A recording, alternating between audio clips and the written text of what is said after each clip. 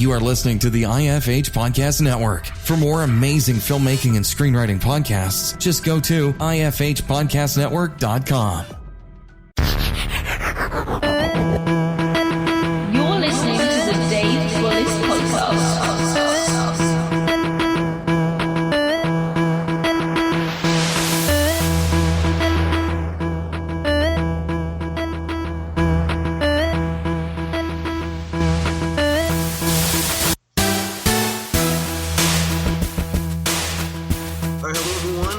Today is Steve Kaplan. Steve Kaplan is a screenwriting consultant, and he's also worked for HBO in various capacities. Steve, it'd probably be better if you, gave us your background, right? So, Steve, how are you doing today? I'm doing great. How are you doing? Pretty good, thanks. Pretty good. Just another hot day in here in PA. Oh, wow. Well, it's another beautiful day here in Los Angeles. So happy to be there with you. You know, I've noticed a trend that it always seems to be a beautiful sunny day in Los Angeles. Neil Simon once said that it's always 72 degrees and there's only 72 interesting people to talk to. But I'm not sure that that's true. But that's just what Neil Simon said. And thankfully, you are one of those interesting people, which is why we're talking today. I originally came from New York, where I started a theater company called Manhattan Punchline because my friends and we wanted to start a theater company. And when I was given the opportunity, I didn't want to start another theater company to do yet another production of The Three Sisters with all the actors in black turtlenecks. So I had a kind of a snarky state of mind. So I wanted to create a theater where the snark could be right out on stage.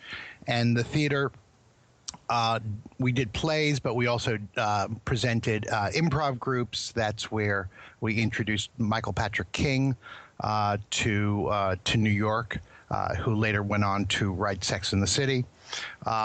We did stand-up nights where we presented for the first time Nathan Lane, Rita Rudner. So we did a lot of things, and we ran the theater company from about 1979 to about 1992, 13 years, which is more time than most convicted murderers get. And in that time, I started out as a theater director, and then I started teaching. And because the theater was completely devoted to comedy, in the arrogance of youth, I thought I knew everything there was to know about comedy. And after doing it for a little bit of time, I thought to myself, okay, I don't know everything. I know it's not funny. God damn it.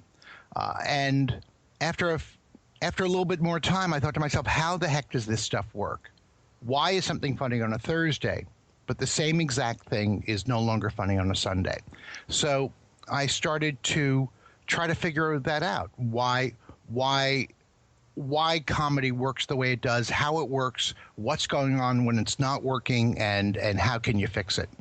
So it started out by I was teaching an improv class to actors. And I started doing experiments on the actors, trying to introduce new exercises, new techniques, new games to see if I could find the lever, the fulcrum, the physics of how comedy worked. And out of that came a 40-week masterclass in comedy acting, which we called Approach to Comedy. And when I came to Los Angeles in the mid-'90s, a friend of mine approached me and said, why don't you do this for writers as well? So we started doing these seminars called the Comedy Intensive, and we did it for a weekend, 2 days, and we promoted it mostly for writers, but lots of directors and actors and executives came as well, and it kind of just snowballed. So we did workshops at Disney Animation, DreamWorks. They flew me to London, where I did a workshop for Aardman Animation, and we've been around the world. And so when when I was still working in the theater, working with actors, about 20 years ago, a friend of mine said, "Why don't you put all this down in a book?"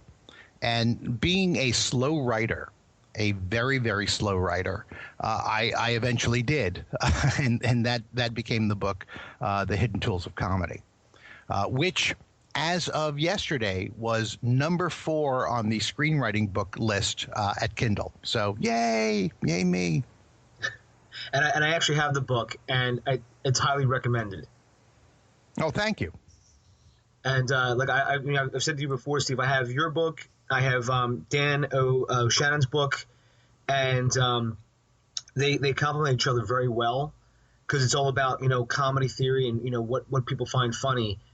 And there's a chapter in your book though that I think is invaluable. But I don't want to skip ahead too far. So when you wrote this book, did you actually just write it out freehand first, or did you just completely write it? No, I tried writing it out freehand, and I found that I was a stilted writer, but I was a garrulous talker. So I hit upon the idea of simply recording all my seminars and sessions, and I had it transcribed by this very nice lady who lives in Tennessee, and she sent it back to me.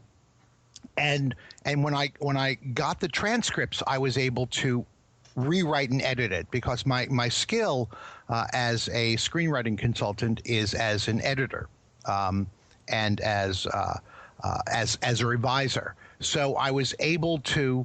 It was much easier for me to revise the writing of somebody else, which was in fact me, my transcribed talks and workshops and lessons. And so when I would be revising it, new ideas would come to me, which was not available to me when I was just sitting down looking at the blank screen. So I know that there are a number of writers who like to dictate their work and then they're able to revise them. I guess I'm one of them. That's interesting. So, I've also found that too, because when I'm writing, I tend to use either if I'm out, I usually use my phone sometimes if I just don't feel like texting. And it obviously has to be a quiet area, even with Dragon Speech. I don't know if you've ever seen that. That's a software for your computer where you can actually put a headset on and it just actually writes whatever you say. Without Dragon, I would not have finished the book. So I'm a big supporter of Dragon. You put the headset on. I'm wearing the headset right now. You just start chatting, and lo and behold, the computer is writing it down. And then you can look and say, well, that doesn't make any sense. What do I really want to say? So somebody once said that all writing is rewriting, and I can agree. I can attest to that and agree. So Steve, when you were just describing your background and your career, if you could just take us back, how did you actually get your foot in the door at HBO? Well, this is actually a funny story, and it's I hope instructive. When the theater closed, we started. It was a not-for-profit theater. I didn't realize it was going to be not-for-profit, but that's how it turned out. When the theater closed eventually, I thought to myself, okay, I'm pretty good at comedy. I'm pretty good at developing writing talent and performing talent. So who would pay me to do that? And I realized, well, I should move west. So I came to Los Angeles, and I'm taking meetings with a lot of people. And I decide, I went to college with this guy, Chris Albrecht, and he's now a big executive at HBO. So I called him up. I left a message, and I got no response. I called him up again and left a message, and I was dedicated. I mean, not a nuisance, not calling up 3 times a day or every day, but I would call, leave a message, and then not taking no for an answer, I would call again until somebody said, go away. I don't want to talk to you. And eventually, after about the 7th or 8th call, his secretary said, he really wants to talk to you. Okay, so I would call again. I mean, he was a busy guy. And eventually, we set up a meeting, And I came in, and the first thing I said was, "Do you remember me? We knew each other in college." And he said to me, Don't you remember? We also went to high school together," which I had completely forgotten. We both had gone to Stuyvesant High School. And so I told him about what I had been doing in New York, and I suggested that there might be some kind of an offshoot of that work that would benefit HBO. And he agreed. He sent me down the hall to talk to this great young guy, David Bardis, who's now the executive producer of Suits. And I pitched him. We used to do an event in New York every year called the One Act Comedy Festival. And great people came out of the One Act Comedy Festival, like Peter Tolan, who went on to write Analyze That and did Rescue Me with Dennis Leary. And so I was talking to David Bardis about that, and we came up with the HBO New Writers Program, where we were looking for diverse writers of all stripes, and we read a lot of scripts, and then we presented the scripts. Many of them were short plays in a short theater festival in Los Angeles, and we did that for about 2 years, and that morphed into the HBO Workspace. And I guess the moral of the story is that, and this is especially true in Los Angeles, but I think it's true other places too, but especially in Los Angeles, because Los Angeles is high school with money. Your jobs are going to come from people that you know. And so because they're going to come from people that you know, you have to, when you get to Los Angeles, reach out to everybody who you ever have known, ever met, ever stood behind in a line at a Starbucks, everybody who your parents knew because their dentist's son was a casting director somewhere, which, by the way, was literally somebody I met, because somebody my parents knew somebody in their retirement home in Florida, and her grandchild was a casting director, and I met with her. And because you never know where somebody's going to say, you know something, I think you've got something I could use. So that's how I got started at HBO, which is I knew Chris, and Chris knew me, and he connected me with somebody else, and it worked out for a period of time. And so I was working at HBO from about 94 to about 97 or 98. And then I went off and I started to work on the comedy seminars, and I've never looked back. You know, I never heard anybody describe LA like that before, but that's true, which is high school with money. I'm going to have to remember that, Steve. Well, it's so true in terms of so many people in Los Angeles value their people skills more above all their other skills. There was a short amount of time when I was helping other writers promote their work, and there was this writing comedy group from Montreal, and they had written this very funny script called Disco Inferno, based upon the idea, kind of a parody, a send-up of all the 70s disaster films. And the whole idea was that some evil developer had built a roller disco inside an active volcano. And, of course, problems are going to ensue. And these guys had been sending it around. They got no interest from agents, from studios. And so I had the project. And I'm sitting across the table from a guy at some dinner party. And I talk to him, and he makes me laugh, and I make him laugh. And I find out that he's working as an assistant in a production company. So I say, I don't know. Do you guys do comedy? I have this funny script. And he said, yeah, well, send it to me. So I sent him the script, and in 2 weeks it was optioned by this production company, and then later optioned by MTV Films. The film never got made, unfortunately. But again, the upshot of the story is, if I had sent this guy this script cold, he wouldn't have read it, or he would have read it, and in 3 or 4 pages it would have said, not for us. But because he knew me, he had met me, he saw my face. I was an okay guy. I made him laugh. He read the script with a whole different attitude.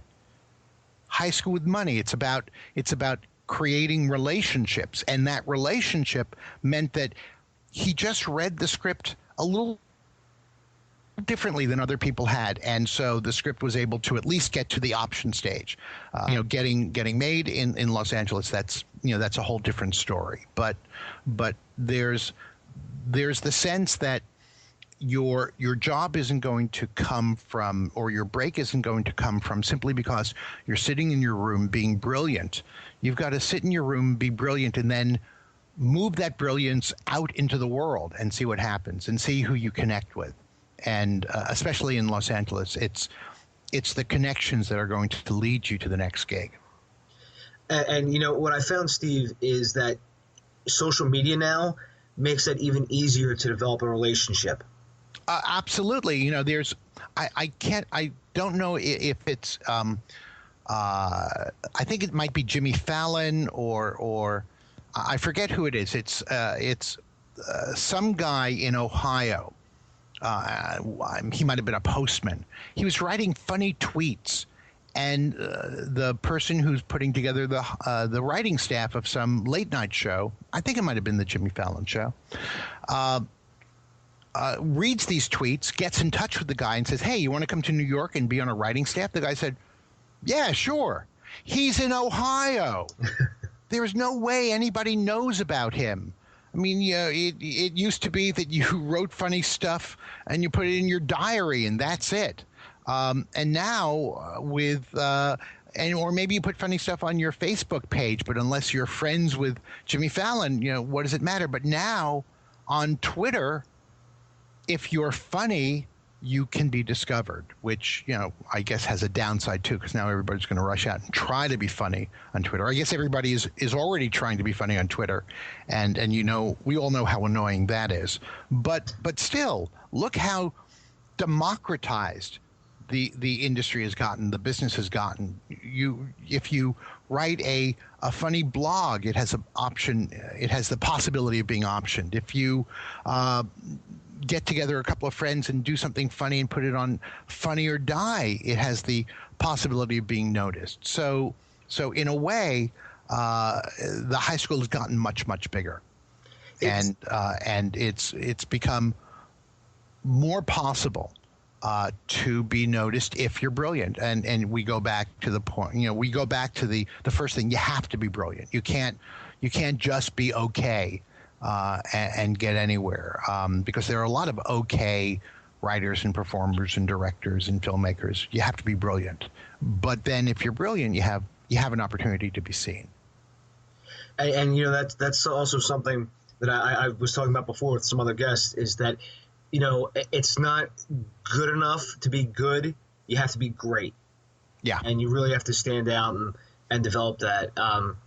And also Chris Soth was the last guest before you, and he actually was saying, how he got scripts into agents and managers' offices when he was, beginning his journey as a screenwriter.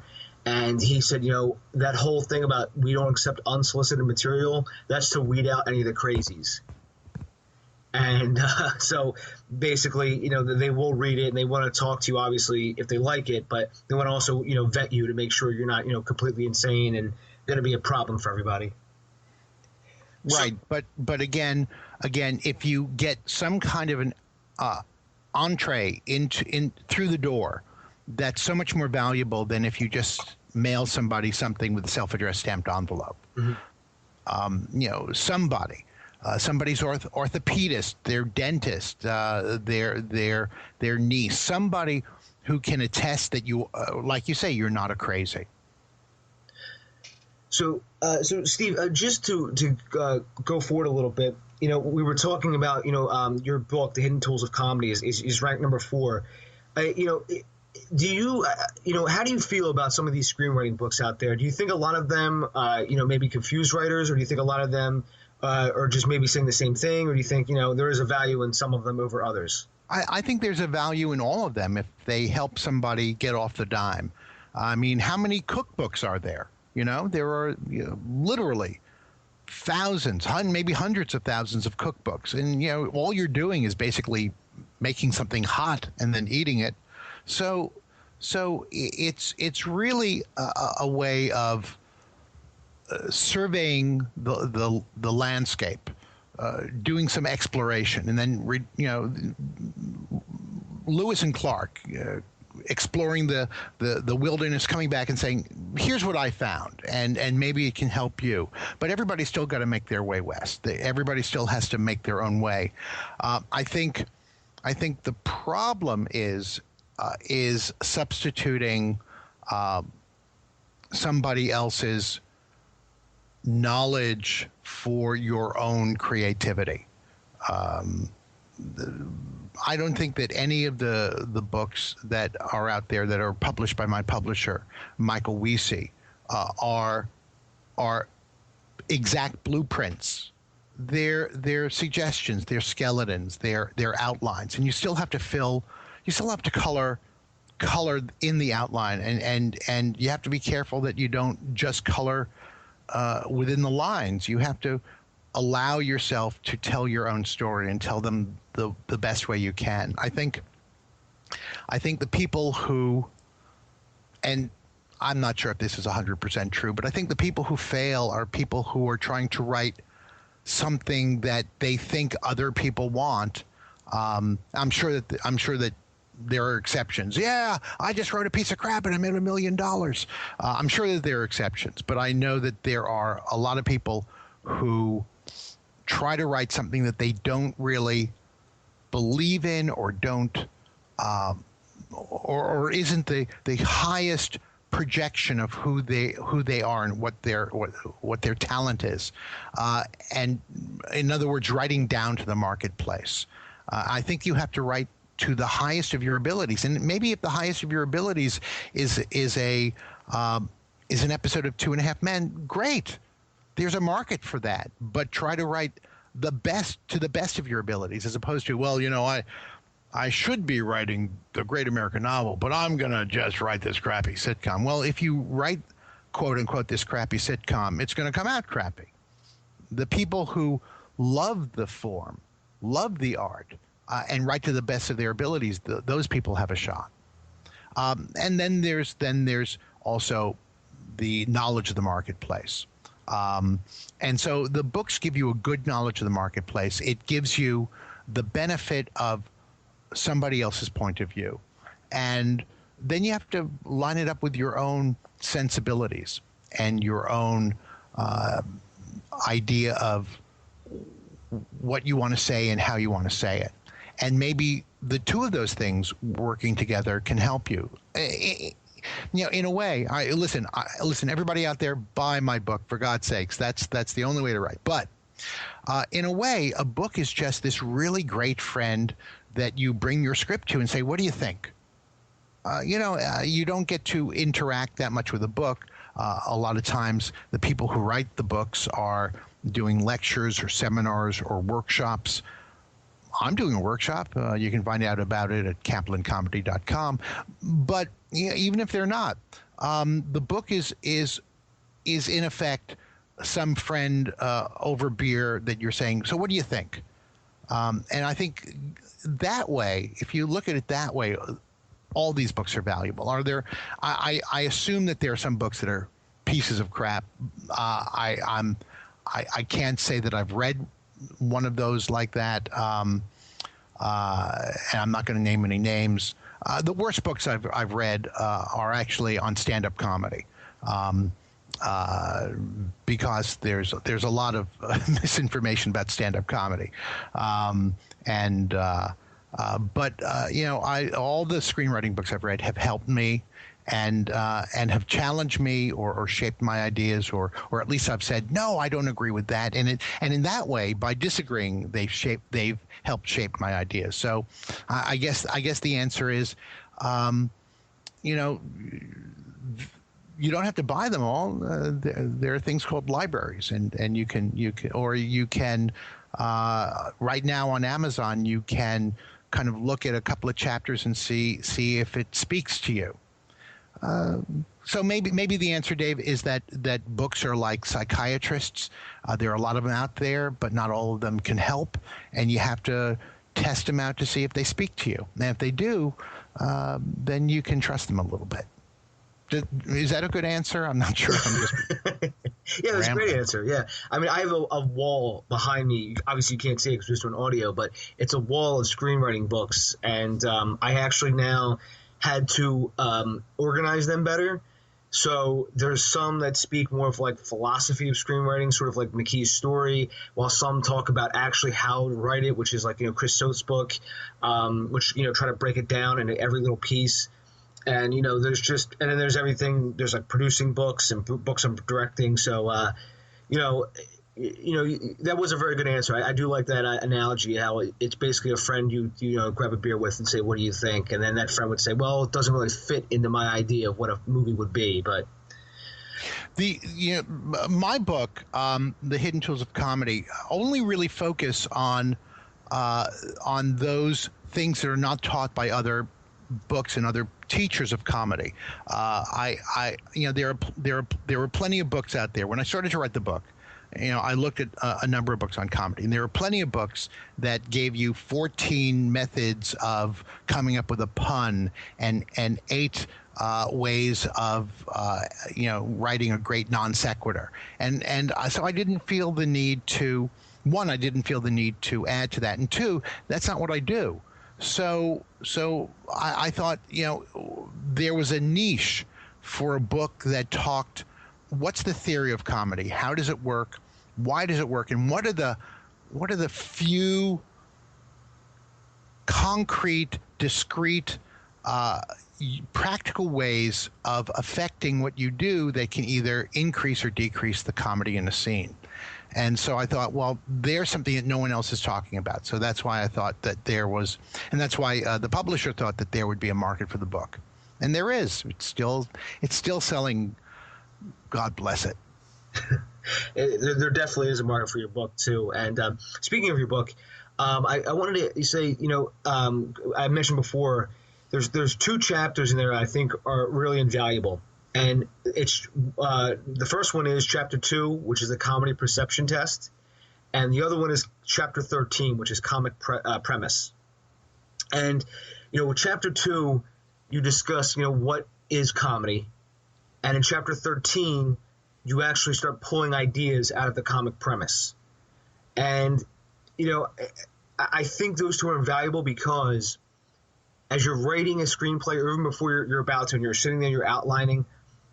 This really, especially the comic premise, if you write your log, you have your idea and you sort of form it into some kind of, log line or even summary, you have to kind of pull ideas out of that, of what the journey is going to be. And obviously you're going to start pulling jokes and stuff like that. I mean, that to me is something that's not really talked about in a lot of books, is just the idea of pulling ideas from just a simple log line to help form like an outline so you can actually write, a first draft. Right. And that's, I guess, thank you for that. I guess when the people at the writer's store asked me, well, you've done a webinar on the hidden tools, so what else you got? I thought, well, what else do I have? And that's so the comic hero's journey kind of comes out of the work on the comic premise. So how do you, if you have this great, funny idea, how do you develop it? What are some of the rules of the road to develop it? Like you can get to tell one big whopping lie, but that's it, and everything else has to emerge and develop organically from that one impossibility or implausibility. And then what happens? How do you avoid the sitting at the typewriter or the keyboard, or I don't know, do people write screenplays just with their thumbs on a phone? I'm not sure. Maybe they do. How do you avoid? Okay, what do I do? What do I do next? What happens next? Bill Prady, who is the executive producer of The Big Bang Theory, talks about the fact that he doesn't really outline his episodes at all. He just kind of sets up a situation and then follows his characters, because his characters are so real to him and have such real needs and quirks and wants and desires and fears that he just has to, like putting rats in a maze, he just has to follow them and see what would happen to them in that situation. So go ahead. Oh, I'm sorry, Steve. I didn't mean to cut you off. No, I'm done. Go ahead. So I was going to say that, that ties in a lot too with the webinar you just had, which was, the Comedic Hero's Journey, which is people can still buy from the writer's store. That outline that you laid out is really, I think that really works. Is something that I've never seen. Again, I've never seen before. We've all heard about the hero's journey, and how the hero's journey and the comic hero's journey are different. And I mean, I don't know how, if you could talk about that for just a little bit, just for anyone who's not, who's new to it all.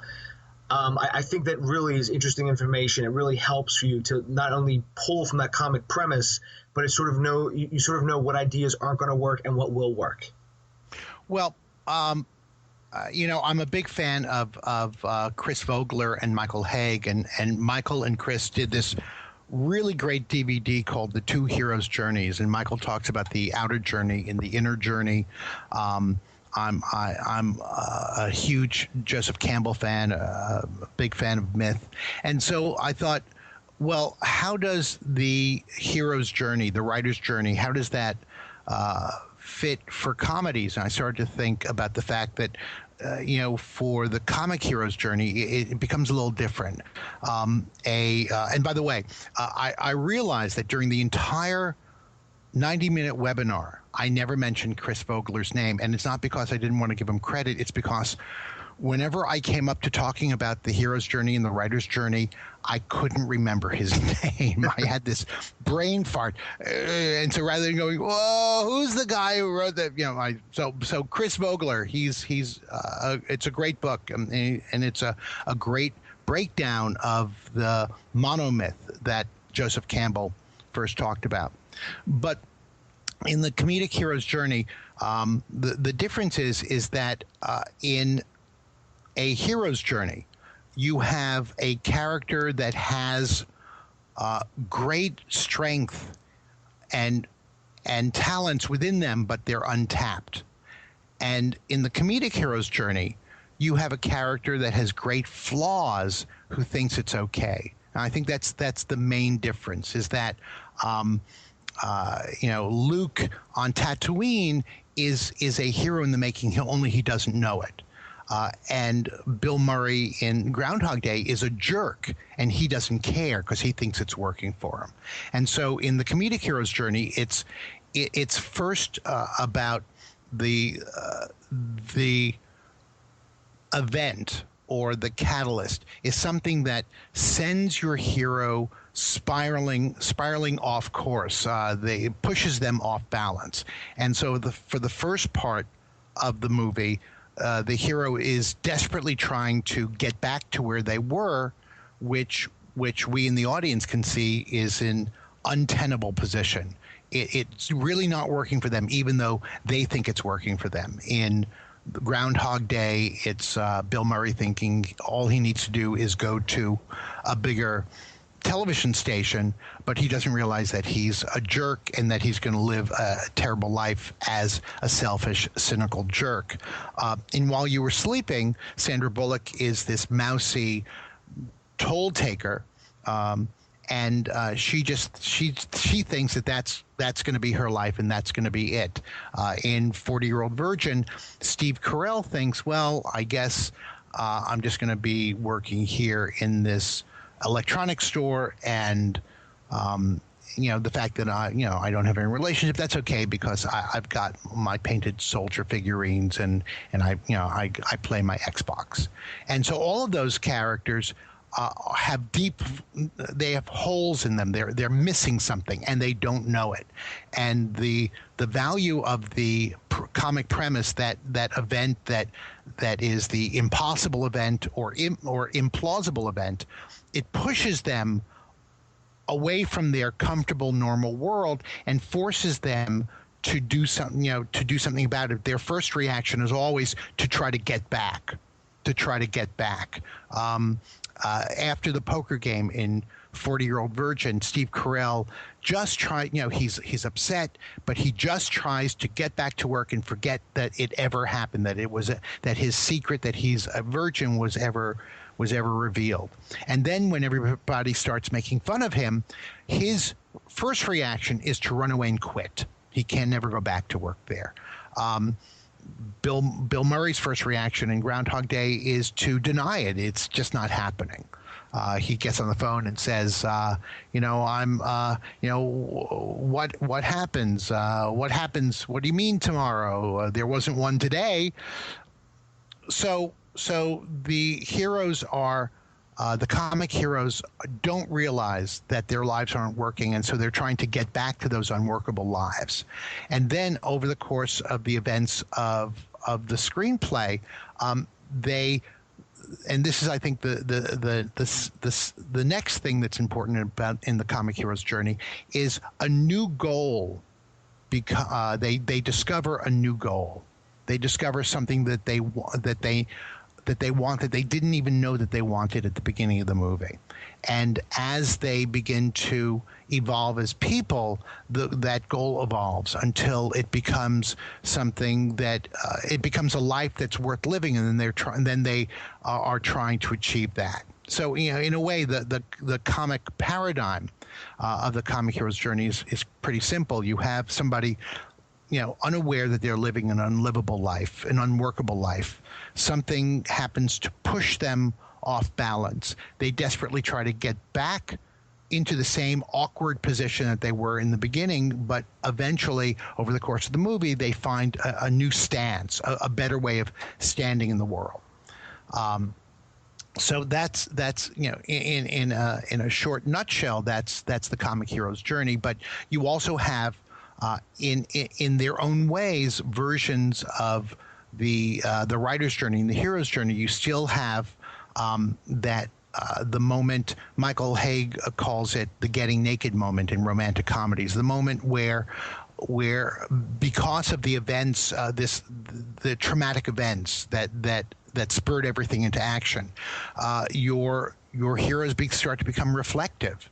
They start to reach out and form relationships. That's where you form allies and unexpected allies, and you bring people along your journey.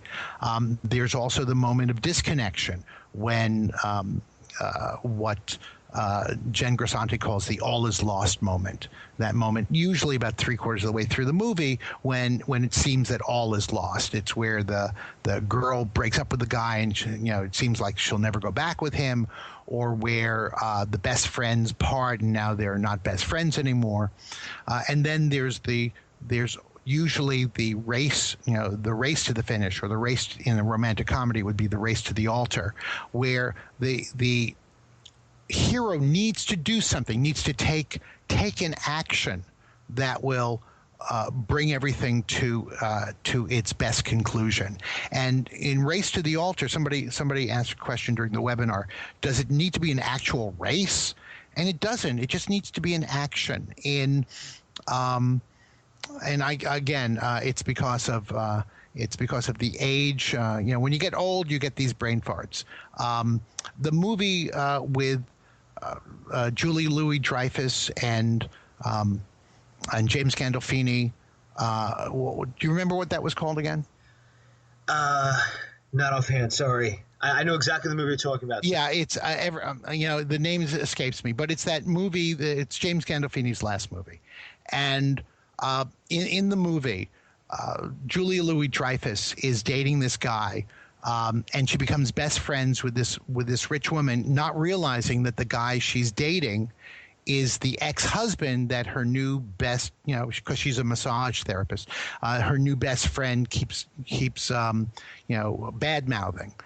And so there's the all is lost moment when it's discovered that she knew all along that he was that guy, and that's why she kept on picking at him, because she was kind of repeating the same things that the new best friend was saying about James Gandolfini.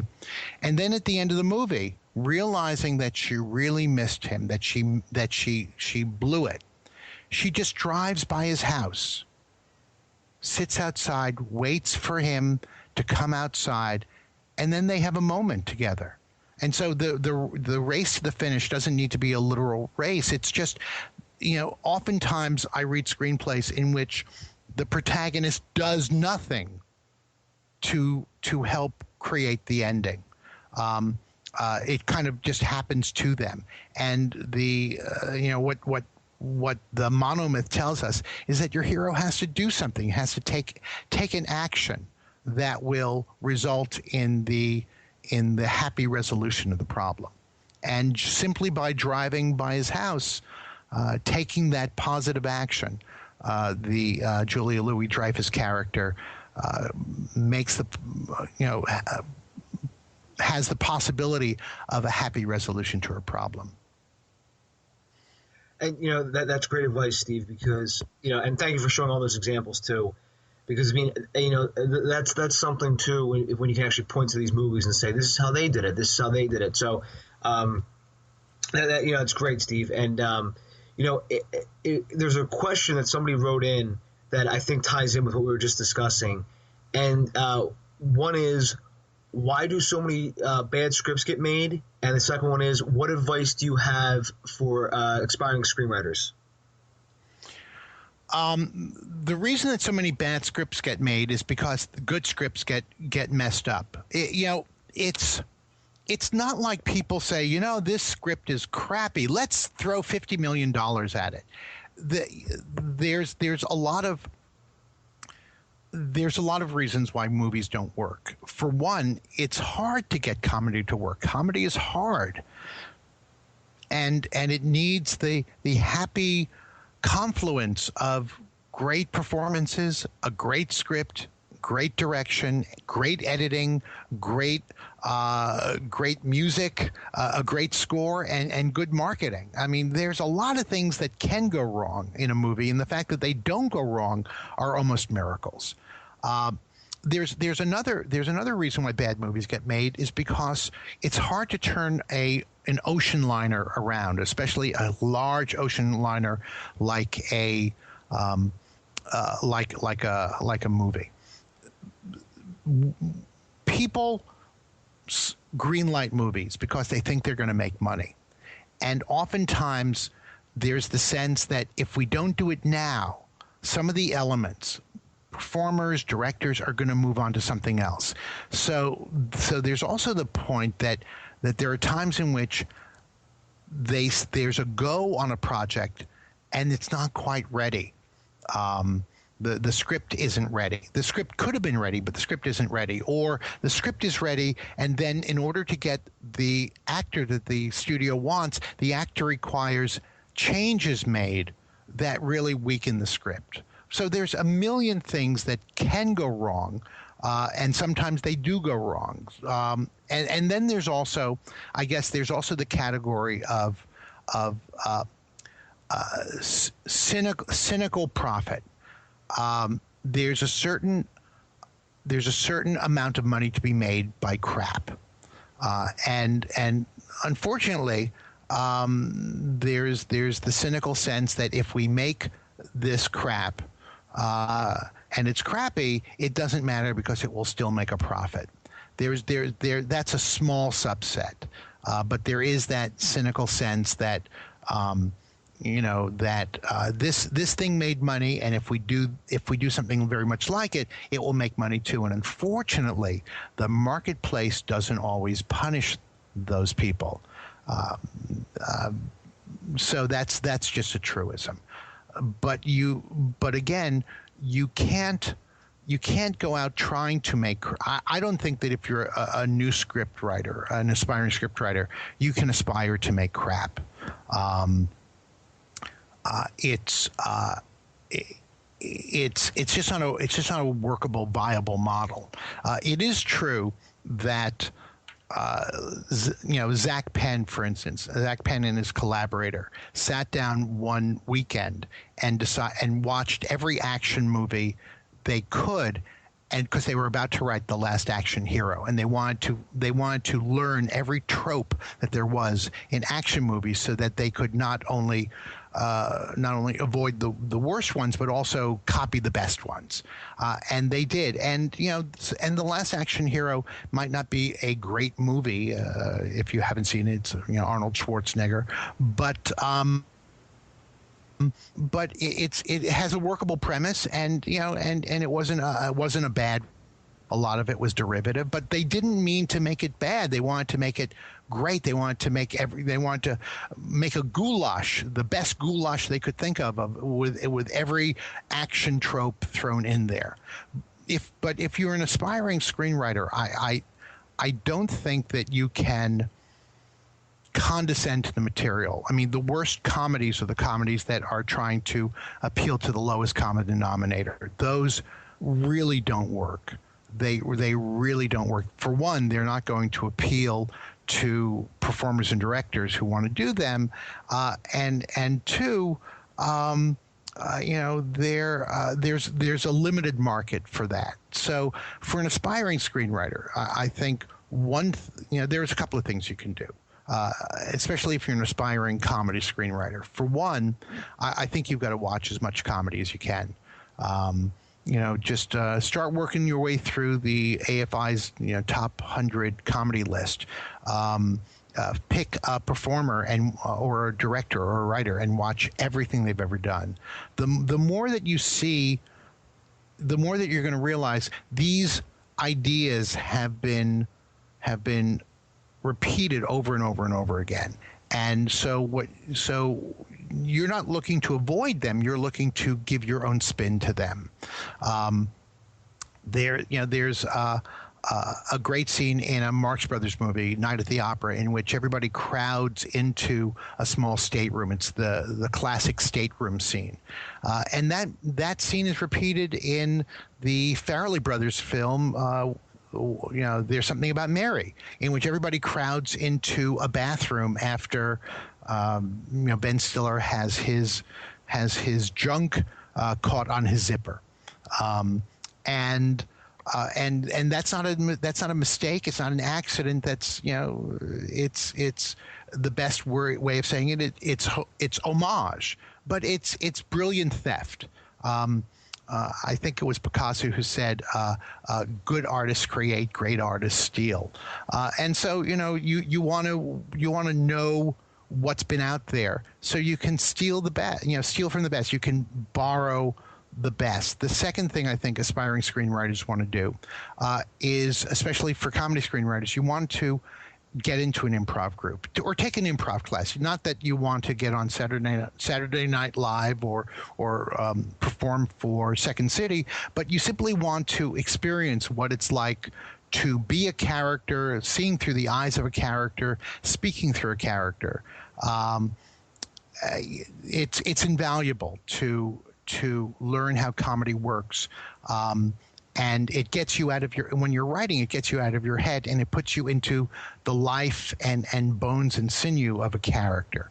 And the third thing I think aspiring screenwriters want to do is you want to get into a writer's group. You want to get into a situation where your stuff can be read out loud by human beings, heard by human beings, so you can see what works and what doesn't work, what comes alive, even with no rehearsal, even with no professional actors, and what kind of sits there, like a leaden lump.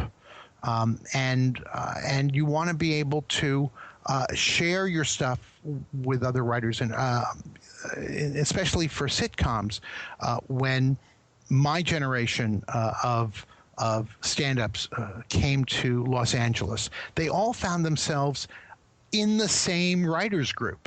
and there was a kind of a rotating cast of characters, because as one person got good and got an agent and got a gig and got a job, another one would come from New York and join, and they basically read each other's spec scripts and read each other's original pilots and gave notes, and it in fact acted as kind of a mini writer's room.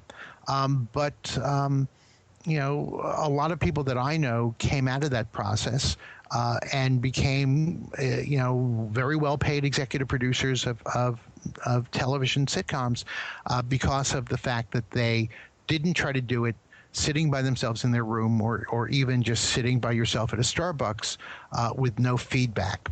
Comedy doesn't exist only in your head. It exists in some feedback relationship with an audience, and so a writers group is a way of providing that. So those are the quick and dirty things I would tell aspiring screenwriters. I guess the one other thing is that there's a lot of ways to skin the cat, and you don't know which way is going to work, and so don't discard any idea as being not worth your while. You never know what's going to take you to the next level. I knew a woman who had worked at a touring company of Second City in Canada. She came to Los Angeles, and her husband was getting lots of episodic work and was recurring on several sitcoms. She wasn't getting a lot of work. Not even commercials. And so, out of desperation, she, I guess she had written some scripts, but no one was reading them. So out of desperation, she sat down and wrote a one-person show because she's a performer, and she performed that show. We presented that show at the HBO Workspace, and it was a show about a Greek girl who got married with her crazy Greek family. Yes, it was My Big Fat Greek Wedding. And she performed this at the HBO Workspace. The HBO executives came and saw it, and it was good. Nothing happened. And rather than simply giving up, rather than simply saying, okay, well, I guess I took my shot, she said, no, the product I have is good. This is good. People should see it. They should see me. So she rented a theater on Melrose, and she performed it like one night a week, once a week, one night a week for months. And she kept doing it until one day this woman came to see it who was interested in it because she was Greek, even though her name was Rita Wilson, and she loved it. And she brought her husband down to see it, who was Tom Hanks, and Playtone decided that they wanted to try to make it a movie, and it became the biggest grossing independent romantic comedy ever made. All because somebody didn't just write one script and tried to, get that one script that they wrote, produced. They came at it. They tried to skin the cat a different way. They tried to figure out, what else can I do to? I'm brilliant. What else can I do to share my brilliance with other people? So rule one, be brilliant. Rule two, figure out a way to get your brilliance into the marketplace. And there's more than one way to do it. So that's the other thing I would tell aspiring screenwriters. If you're a screenwriter, you're also a writer. It could be a short story. It could be a blog. It could be a novel. I know a guy who wrote a great screenplay in Australia, brilliant screenplay. Nobody would, Australia is a marketplace that really, likes to make serious dramas. At least the funding organizations. He couldn't get any traction, so he decided this is a great story with great characters. He wrote it as a novel. The novel got published, and the published novel got optioned as a screenplay. And guess what? He already had the screenplay written. So there are many, many ways to skin the cat. There's no guarantee you're going to be successful. So figure out some way that you can, keep the roof over the head and the wolves away from the door while you're waiting to be successful. So I guess that's a lot of things that I could say to aspiring screenwriters, but I hope that helps. And, you're right, Steve, because there is more than one way to get in. Even with like the Blacklist now, there's a Nicole Fellowship, and there's like the Blue Cat screenwriting competition. Right. There's the New Blood screenwriting competition, and then Right. There's some screenwriting competitions that are just there to enrich the people who are running the competitions, but there's a bunch of competitions that really, really help people. Yeah, that's why I always try to name the ones that I know are actually legit, and because Right. Blue Cat is run by Gordy Hoffman, and Nicole Fellowship's run by the Academy, and Right. And the Big Break contest really Final works. Draft. The final draft, yes. So there's a lot of opportunities that are opening out there. And Steve, I've taken up enough of your time. In closing, is there anything else you'd like to cover, or anything else you'd like to finish up this podcast with? Well, I just want to let people know how to get in touch with me. You can get in touch with me. My email is steve@kaplancomedy.com. That's Kaplan with a K, comedy with a C. Avoid all people who spell comedy with a K. They're suspect. So that's steve@kaplancomedy.com.